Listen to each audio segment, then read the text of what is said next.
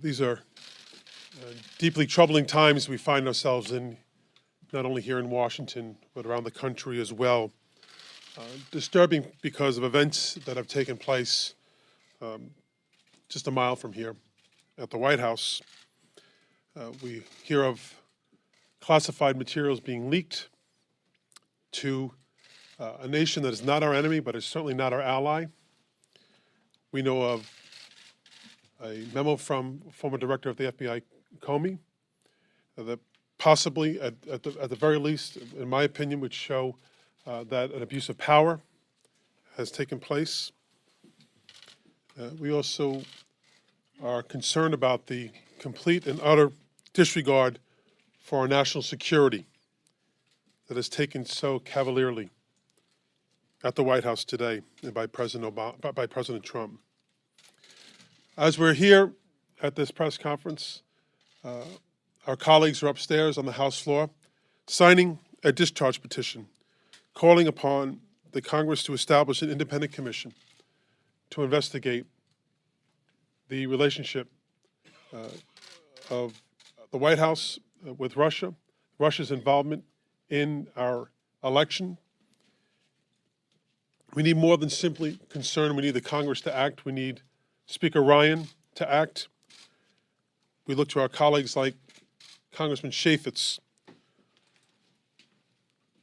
We need them to put the American people first and politics last. I'm so pleased this morning to have with us experts from our side of the aisle to speak about these issues. We have with us Elijah Cummings. Elijah? Thank you. Morning, everyone. Good morning, everyone. Good morning. Thank you. I want to thank you very much for your leadership, Chairman Crowley, and you laid out our case very well. It seems like we are learning disturbing new allegations about President Trump, not just every day, but, ladies and gentlemen, every hour. Yet House Republicans have shown repeatedly that they refuse to conduct credible, robust oversight over this president. They do as little as humanly possible just to claim that they're doing something. Think about this. The president fired the director of the FBI because he was becoming increasingly engaged over the accelerating investigation into his campaign and his ties to Russia. He even admitted this on national TV. Yet two of the committees with jurisdiction, the House Oversight Committee and the House Judiciary Committee, have not even scheduled a hearing on this unprecedented action. Our chairmen have issued no subpoenas, not one. Now we have this explosive report that the president pressured Director Comey to drop the criminal investigation of former National Security Advisor Michael Flynn. Last night, all 33 Democrats on the Oversight Committee and the Judiciary Committee sent a letter demanding that Chairman Chaffetz and Chairman Goodlatte launch an immediate investigation into the actions of President Trump, Attorney General Sessions, and top White House aides. Given the gravity of the events that have occurred over the past few weeks, our committee should already be conducting robust and transparent investigations and oversight. It is unacceptable that we continue ignoring these scandals, and that's exactly what they are. We're deeply concerned that the continued failure of the House Republicans to take action in the face of this onslaught of allegations will cause significant damage to the faith that the American people have in the credibility and the integrity of our committees and the House of Representatives. Of course, Speaker Ryan has shown he has zero appetite for any investigation of President Trump. Instead, he appears to have minimized any oversight whatsoever. Last night, our chairman, Representative Chaffetz, tweeted that he wants copies of the Comey memos. He said, and I quote, my subpoena pen is ready, end of quote. The problem is that we have been waiting for months for the chairman to pick up his so-called subpoena pen and use it against the White House. In March, just a month after the president allegedly pressured Director Comey to drop the Flynn investigation, Chairman Chaffetz and I sent a bipartisan letter to the White House requesting documents relating to General Flynn. But the White House completely refused. The White House is obstructing our investigation, covering up for General Flynn, and refusing to provide not a single document, not a single syllable. Zilch, nothing. Is this what the White House has been hiding since March? Were there conversations or emails within the White House about the president asking Director Comey to drop the Flynn investigation? We don't know. So yes, I'm encouraged that the chairman sent a letter last night asking for Comey's memos. But we need much more than that, ladies and gentlemen. At this point, it is obvious that we need to subpoena the White House and to demand the documents that Chairman Chaffetz and I requested in March. We also need a hearing with Director Comey in public. When Director Comey held his press conference last summer, announcing no charges against Secretary Clinton, Chairman Chaffetz had him in the witness chair at a hearing before the Oversight Committee within 48 hours. Why is he not doing the same here? Simply put, the Republicans are not doing their job to hold the Republican president accountable. And so it's our job to do so. And that is why, as I close, we need to restore credibility, accountability, transparency by passing this legislation to create a truly independent commission. The American people deserve the answers. And I want to thank Representative Swalwell for his phenomenal leadership with regard to this legislation. And with that, I want to pass on the mic to my good friend, a gentleman who is doing a great job as our ranking member of the House Intelligence Committee, Adam Schiff. Thank you, Elijah. And at the outset, I want to thank my colleagues, Mr. Swalwell and Mr. Cummings, for introducing the legislation that will be the subject of the discharge petition to form an independent commission. And I want to talk a little bit about why the commission is so important and what the role of that commission would be as distinguished from an independent counsel and what we're doing in Congress. But before I do, I just want to remark on the extraordinary circumstances that have led up to today. If you look at the Russia investigation through the prism of just one person, it underscores, I think, just how serious a thoroughly independent and adequate investigation and Department of Justice and independent counsel truly is.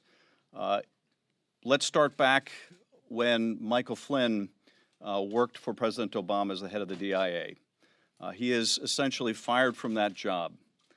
Some period thereafter, he goes to Russia with the financial support of Russian entities like RT, which the intelligence community has concluded is an arm of the Kremlin's propaganda arm. He apparently doesn't get permission to accept the monies from RT. He apparently or reportedly doesn't disclose the acceptance of those monies. He becomes a prominent surrogate for President Trump in the campaign. Sometime thereafter, and during the transition, he has contacts with the Russians that he later would mislead the vice president and potentially others about. This results in his firing by the president. The president, as we learned from the acting Attorney General Yates, was advised that Mr. Flynn had misled others in the administration or the vice president, took no action on that until it was disclosed in public. Once the president was forced to fire Mr. Flynn, He expressed no animosity or discomfort with the fact that Mr. Flynn led the vice president to mislead the country. Rather, he was angry at the press for revealing it. Sometime thereafter, according to the president's own account, he meets and has dinner with James Comey, in which Comey is concerned about whether he can keep his job. And in the context of that dinner, the president wants to know whether he's a subject of that same investigation. And the president, when he's asked by the president's account whether he's going to continue during that dinner conversation to keep Comey on, he says, "We'll see." Now it is reported that subsequent to that dinner, at another meeting with Director Comey, he asks others in the room to absent themselves, to leave the room. He then has a conversation where the president asks him to drop the investigation of Michael Flynn. This is the course of the last couple years' events, just involving one person within the Russia investigation. And I think it underscores not only the seriousness of why this investigation has to go forward, but why we have to ensure that it is fully independent, both in terms of our oversight responsibility, but also in terms of if there were laws that were violated, that we have an independent voice and decision maker at the Justice Department making those decisions.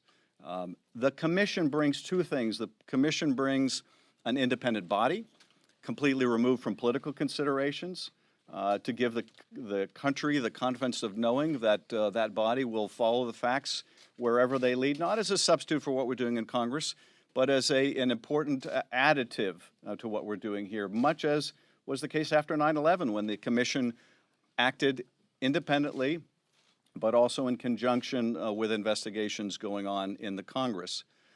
The reason why an independent counsel is also necessary is the independent commission doesn't make prosecutorial decisions.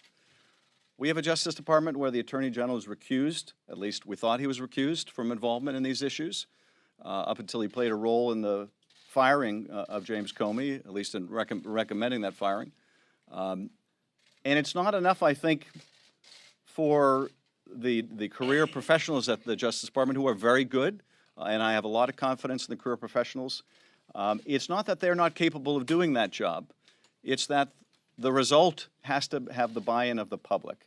And given all of the circumstances I related just in this one case, I think the argument for an independent counsel is quite profound. But finally, one last point on the commission, and that is the commission will have the resources necessary to really do this job. It will have not only the political detachment, but it will have the staffing and the single-minded focus. We are doing the very best we can in the Intelligence Committee, and I thank Mike Conaway for his leadership. But at the same time, both our committee and the Senate committees have very limited resources, and we have a big day job just in overseeing the intelligence agencies. We would tremendously benefit, in my view, from having an independent body that has that single focus and has all the resources that it needs. So once again, my thanks to Mr. Swalwell for his leadership, to my colleague Mr. Cummings for his. I think this is an absolutely essential addition to the work we're doing in Congress. Swalwell. Yeah. Thank you, Adam, for your leadership on the committee, and thank you, Elijah, for working with me to write this legislation back in December and reintroduce it for this Congress. I just signed the discharge petition on the floor, and I did it because the cost of these events has become too much for the people that we represent. What is the cost? What is the cost of the president's alleged ties to Russia? What is the cost of the president's alleged obstruction into the investigations that are taking place? And what is the cost of the president's abuses of power in firing people investigating him and Sally Yates and Director Comey? Well, the cost is that our democracy has become a mess. Our ability to help people put food on their table, a roof over their head, and provide opportunity to their kids has been gridlocked and brought to a halt. And the future cost of future elections is now threatened. It is not disputed by anyone but the president that Russia attacked our democracy. They violated our sovereignty. It was an attack ordered by President Putin. It was multifaceted. They had a preferred candidate in mind who they sought to help, and they didn't do it because they were bored. They didn't do it because they were testing software. They did it because they wanted something out of it. They wanted sanctions lifted. They saw a candidate who admired their president, and they wanted to reduce the role of NATO. Now, what does this mean to all of us? The campaign that they ran was quite complicated, but understanding what it means to everyday Americans is not complicated at all. It means that our right to go from the debate stages to the stump to the ballot box and have a free and fair elections has now been threatened. The most disturbing finding from the intelligence report back in January is not what Russia did, but what they intend to do again. They are undergoing a lessons learned campaign to attack America again. And by the looks of Washington today, they'll probably do better next time, because we have seen a failure of leadership from Republicans to stand up and protect this great democracy. Fortunately, 2 Republicans have signed on to this bill, Walter Jones and Justin Amash. But to protect our election systems and the structural integrity that is going to be needed going forward, to make sure that the American people are more aware, we need to have an independent commission. I was hoping, we were all hoping, that this investigation could be conducted by the White House. However, the White House has demonstrated that they are unwilling and incapable of investigating what happened. In fact, there have been serious allegations that they are getting in the way of the investigation. An independent commission would be the most comprehensive way to get to the bottom of how we were so vulnerable and what our response was, to understand whether any U.S. persons were involved, and most importantly, to make sure that we never find ourselves in a mess like this again. It would be a commission of 12 bipartisan appointed individuals. They would have a wide mandate to search and understand what happened with subpoena power. They would also be full-time members, full-time staff, removed, and people of experts in the field of foreign policy and election systems outside of Congress. A commission would also be helpful in depoliticizing what has been occurring here in Washington, declassifying to the extent possible the facts behind the intelligence community's findings, and debunking a lot of the myths that the president has put out there. Today is a courage call for our Republican colleagues. Can they, as we have done with past attacks against our country, can they put party aside, put our country first, and unite with Democrats to say that never again will we tolerate an attack like this? And with that, I'll introduce my colleague from Washington, Pramila Jayapal. Thank you so much, Chairman Crowley, and thank you, Representatives Cummings, Schiff, and Swalwell for your incredible leadership. I join my colleagues today in expressing deep concern on the disturbing news that continues to come from the White House and calling on colleagues on both sides of the aisle to support this discharge petition that would allow us simply to get to the truth and ensure that we protect our country and our democracy. The latest information to emerge that President Trump actually asked James Comey to close the Michael Flynn investigation is a new low if it is true. If it is true, it would constitute an obstruction of justice. But the reality is that this president has continued to put obstacles in the way of any real investigation that gives us the information that we need in order to protect our national security and the American people. President Trump's business dealings in Russia, as many of you have covered over the last many months, go back to the 90s and have grossed millions for himself and his properties. He has refused to release his taxes, making it impossible to know what personal financial interests he had that would influence his decisions as president. He's refused to sell his assets and put them in a blind trust, instead continuing to have serious conflicts of interest in his and his family's business dealings. And we also know that a slew of the president's top campaign and cabinet officials have had contact with the Russian government, not a problem in and of itself, but the hiding of those contacts is. Carter Page denied contacts with the Russians until it came out that he had visited Moscow and met with Sergei Kislyak. Attorney General Jeff Sessions lied about meeting with the Russians during his confirmation hearings. And as you heard from Representative Schiff, Michael Flynn, just that one individual in the story of his trajectory, denied discussing U.S. sanctions with Russia with Kislyak until it became clear that he had in fact done just that. Unfortunately, where there is smoke, we like to see that there isn't fire, but there's no way to know that until we actually have an independent investigation. 3 denials involving the same Russian ambassador that turned out to be false makes it seem highly unlikely that it's a series of mistakes. The latest events have escalated this crisis to an even higher level. The FBI director serves a 10-year term by Congress, appointed to serve a 10-year term by Congress, specifically so that he or she can carry out independent investigations free from partisanship or political pressure. The firing of James Comey and then the even more unbelievable reports that he may have asked Comey for loyalty and to close the investigation against Flynn are serious offenses. Any time it seems that we get too close to the real truth of learning what is actually going on, we are led away with evasive maneuvers, reckless firings, and unanticipated distractions. Protecting our democracy should not be a partisan issue. I hope more Republican colleagues in the House will recognize how badly our democracy and the credibility of their own party will suffer if they don't put country before politics. History has shown us that it takes bold and courageous civil servants who are willing to stand up and do what is right despite any pressure that any administration in power might exert. Republicans and Democrats across this country deserve answers, not open-ended questions and backdoor secrecy. This discharge petition is the first step to finally finding some clarity to protecting the American people and upholding our democracy. And with that, I'd like to introduce my good colleague from Nevada, Ruben Kihun. Thank you, and good morning to all. My name is Ruben Kihun. I represent the 4th Congressional District of Nevada. And first of all, I want to say thank you to my colleagues for taking the leadership in this. They have shown strong leadership in this, and I'm truly grateful for everything they're doing on behalf of the people of the United States of America. Look, enough is enough.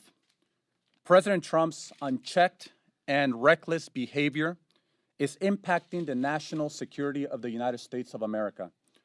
Unfortunately, each passing day raises new questions and President Trump's decision-making ability to lead this country. His contempt for our country's institution and justice system is flabbergasting. First, he dismisses Sally Yates after she visited the White House to tell them that Flynn had been compromised. Then he went back on his word, something that's not new for this president, and dismissed Preet Bharara for investigating Russian money laundering. And most recently, his suspicious firing of Comey after the director of the FBI requested more resources to investigate the Trump-Russia ties. Now we're learning he shared valuable classified information with the Russian foreign minister. If what's being reported about Mr. Comey's memo is true, then it would seem like there has been some sort of obstruction of justice. So enough is enough. It's time for an independent investigation to uncover the full extent of President Trump's ties to Russia. The American people deserve answers. My constituents back home have the right to know. And look, the last time that we saw an American president act with such flagrant disregard for justice was Richard Nixon. So again, I want to say thank you to my colleagues for their leadership, and we look forward to getting to the bottom of this. Thank you. Thank you, Ruben.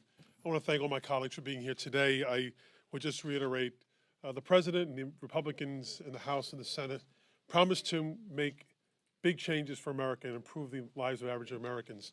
We have yet to see that happen in these first 120 days. And our hope is that we can get back towards an agenda that uplifts the lives of all Americans. We're not here today at this press conference because of our behavior. This is because of the behavior of the President that we're here speaking about these issues today. We're here because of what we know from our intelligence gathering community, that the Russian government was involved in trying to undermine the elections of the United States, and they're attempting to do that around the world, including in France and elsewhere.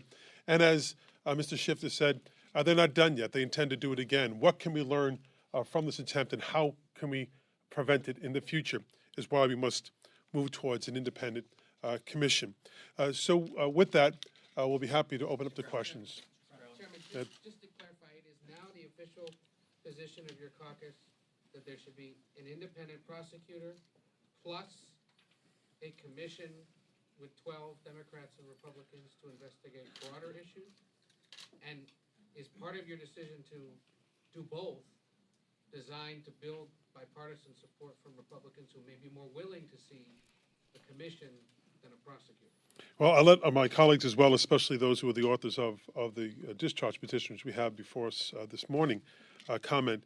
But let me say that I have been in favor consistently of an independent commission, much like the 9/11 Commission that was established after the attacks of 9/11, to get to the bottom of this. The American people want to have their faith restored in their government. And I believe that this is the way in which we can accomplish that, help to accomplish that, by the establishment of an independent commission like the 9/11 style commission. And wherever that may lead, that may ultimately lead, and I think Mr. Schiff has indicated support for an independent investigator, if I have that correct. And wherever that may lead, I think no matter what, no person is above the law. No one. I'm not, the president's not. And therefore, that's what we're looking for, is a complete, thorough, and full investigation as to what has happened in the election process, what has happened in terms of the FBI investigation. There's just a myriad of things that need to be delved into and gone into, and that's what we're asking for. I don't know if Adam or Elijah? One of the things that, one of the reasons why we brought up the independent commission is we wanted a commission to have a group to have the resources, and we also wanted the credibility, and we wanted people to have, the people on this commission to have a long-range view. That is protecting our democracy, making sure, as Mr. Swalwell said, letting us know exactly what happened, and making sure that there are recommendations that it not happen again. But there's one word that everybody keeps saying: credibility with regard to the American people. With the independent counsel, I think you need that too, but we need something else. We also need to make sure that the FBI can conduct the kind of investigation with the credibility that it needs to do. I agree with all my colleagues. I have full confidence in the FBI, but we've got to make sure that they can conduct their investigation, which I think is the one, again, they have the power to recommend charges, if appropriate, to the Justice Department, and that's very, very significant.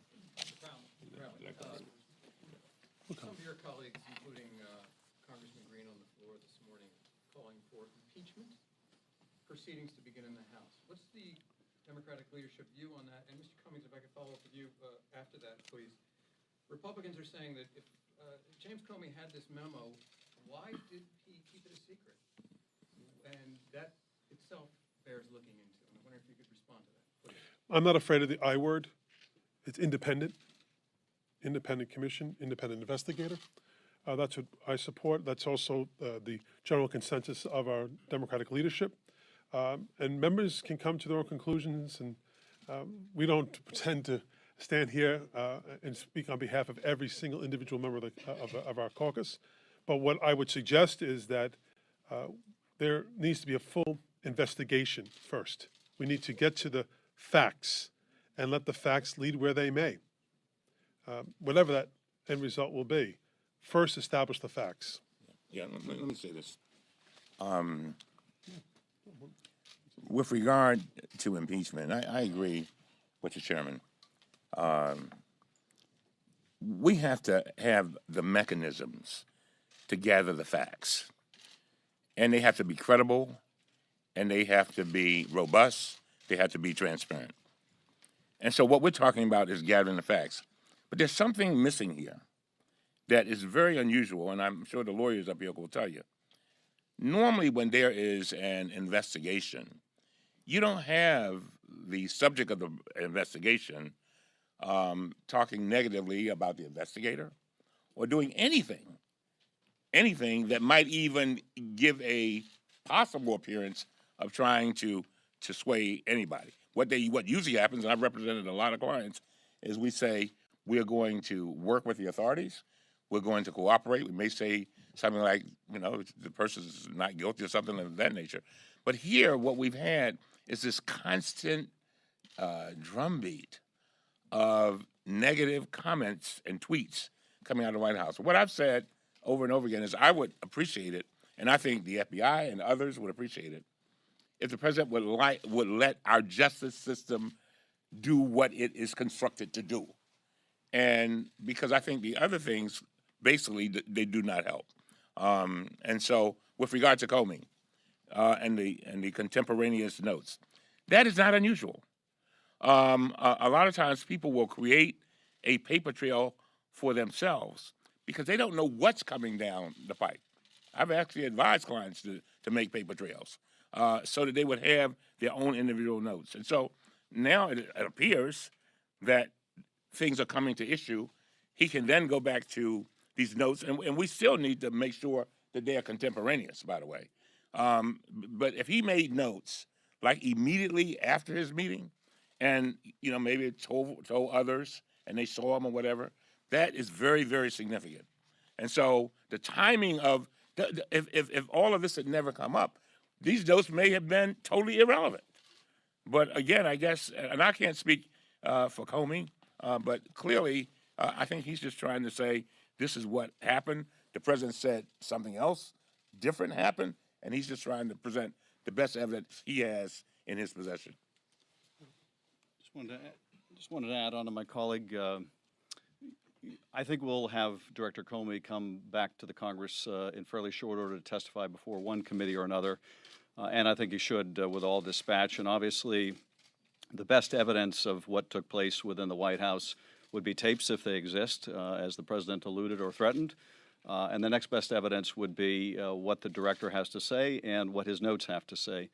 In terms of whether the director should have reported to someone at Justice if he was concerned about the nature of those conversations, I think that's a perfectly appropriate question to ask the director when he comes and testifies, and I'm sure we'll want to ask him that.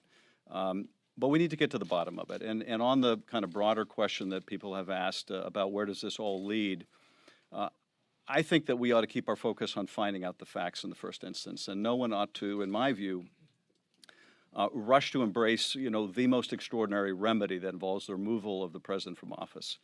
I participated in prosecuting an impeachment case in the Senate of a federal judge.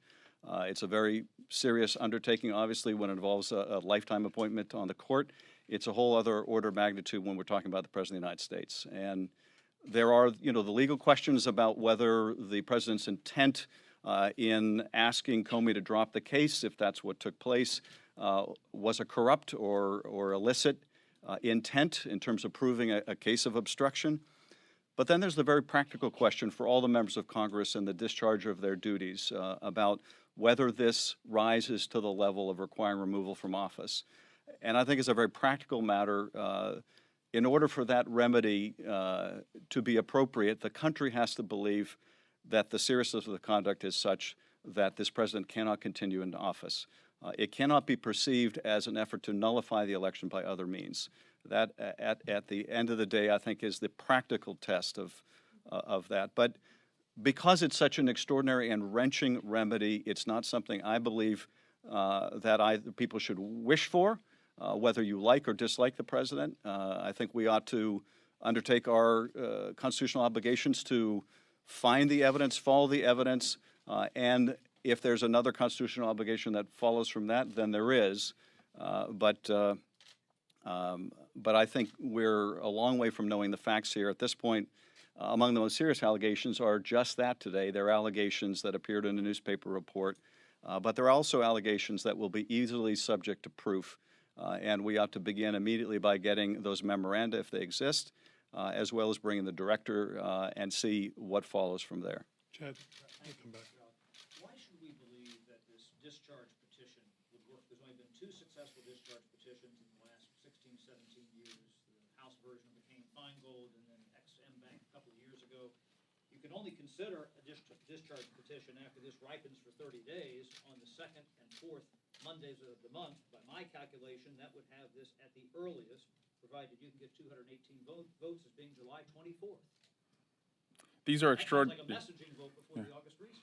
No, these are extraordinary times, and people are counting on us to do something about this. As I said, it's about the cost to our economy, the cost to our democracy, the cost if the president's ties are leading to him revealing national security secrets to an adversary. So it's a cost to our national security. So there's an urgency to act. And the problems right now has been that the FBI's investigation and earlier this year, the House's Intelligence Committee investigation had been obstructed by the White House. So our duty as lawmakers to get to the truth has been impeded every step along the way. And so that's why we believe the most comprehensive way to have a search for the truth and to make sure that we never find ourselves in a mess like this is to launch an independent commission as soon as possible. That urgency, Yeah. I mean, you can't, get away from these parliamentary mechanics, which would have this not being moved if you had 218 votes till the end of July. Yeah, this is the soonest that we can do it. If we could do it right now, I think there's consensus that we'd like to do it right now. Just following up on Paul Ryan, by the way, could do it tomorrow. That's right. Quite frankly. following up on Let me just come to the back and I'll come up. Yes. I'll come to you. I will come to you. The president's defenders are pointing to the Obama administration offering intelligence to the Russians back in June of 2016, particularly on Syria, and then there was an attack on our allies in the area, and there wasn't an outcry from the Democrats on this. There was also the outing of SEAL Team 6 after bin Laden was killed. Can you respond to this as far as why there's an outcry now and not back then? Well, I think it's one thing if there's a deliberate decision that is made as a product of consultation between the president and the intelligence community. What should we disclose to an ally? What should we disclose to an adversary? What is in the national security best interests of the country? And there may very well be circumstances in Syria or elsewhere where you decide we need to share this information because we want this party to behave in a certain way, or just for humanitarian reasons because they face a real threat and we're aware of that threat and we generally don't share intelligence with them, but it's the right thing to do. But that decision always ought to be the product of deliberate thought and consultation. It should not be something that is simply rattled off in an effort to showcase how good the intelligence agencies are or make a good impression or for any other reason.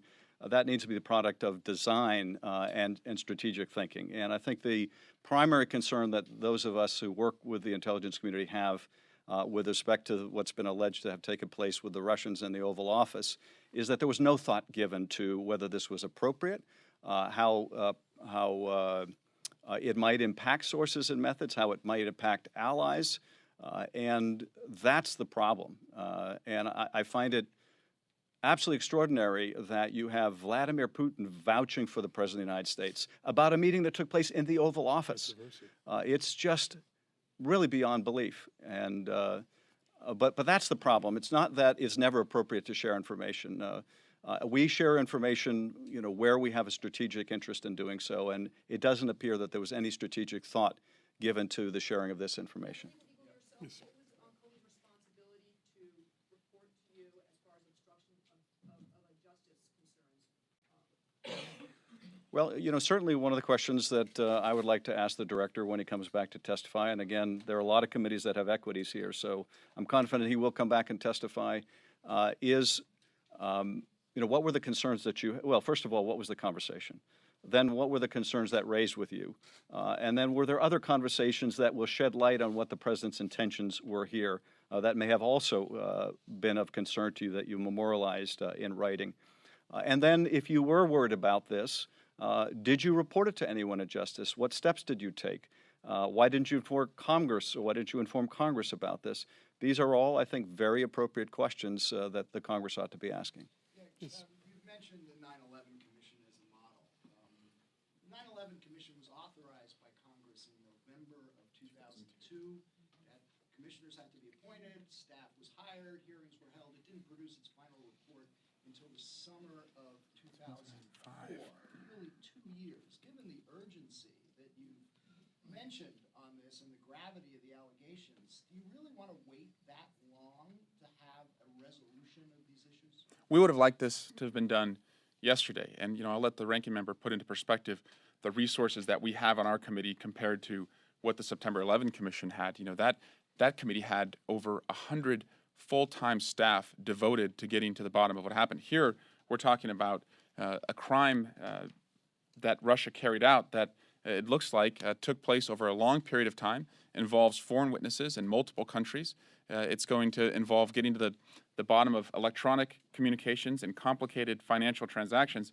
And so just because, you know, we're not doing it as soon as we'd like, it doesn't mean that we don't have a responsibility to make sure that in the 2018 election or the 2020 presidential election that we don't do all that we can to improve the structural integrity of our election systems and also just the overall awareness that the American voter has the next time they go to the ballot box. You mentioned national security is being affected, the country's faith in its democracy is in question here. To have a long, drawn-out process that might take up to 2 years seems like is not going to resolve any of the things that you say are urgent. Well, first of all, it's not that the commission is going to replace the ongoing investigations in Congress or at the FBI. So it's not as if we have to halt everything, wait till this commission gets established, and then hope for the best. Our efforts are going to go on. They're not going to be interrupted. The question is, does a commission bring added value, even though it will take time to ramp up? And I think the answer is absolutely. It'll bring value in that the public will have probably the most confidence in its result. Certainly, if you look at the 9/11 Commission, there's probably no other report that came out of the Congress to rival the credibility of that report. As well, I would say that probably the second most important investigation is that of the FBI. And that began last July. So that's not a speedy undertaking either. And I do want to caution people about this because you know, we get questions about the investigations in the Congress, how long is this going to take? This is not easy to do for the reasons Eric mentioned. This is going to take time for us. It's going to take time for a commission. But the fact that it would take ramp-up time to get the commission started, I don't think is a reason not to do something that will ultimately provide the public with the best confidence in the result. I want to answer that. Okay. I really need to answer it. Before- Mr. Isikoff, let me, your question is one that I've thought about a lot. And it's a very good question. And I guess as I get older, I realize that we are at a very significant moment in this country's history. This is our watch. So if it takes a year, if it takes 2 years, if it takes 3 years, we need to get this right. We need to get this right, and we need to get it right now. In other words, my point is that, yeah, it may take a little time, but this is not about us. This is bigger than us. This is bigger than President Trump. This is about the soul of our democracy. I keep saying that. And so if we can put first of all, there was a question of impeachment. I agree with Adam Schiff. I'm not there. I just want to get the information.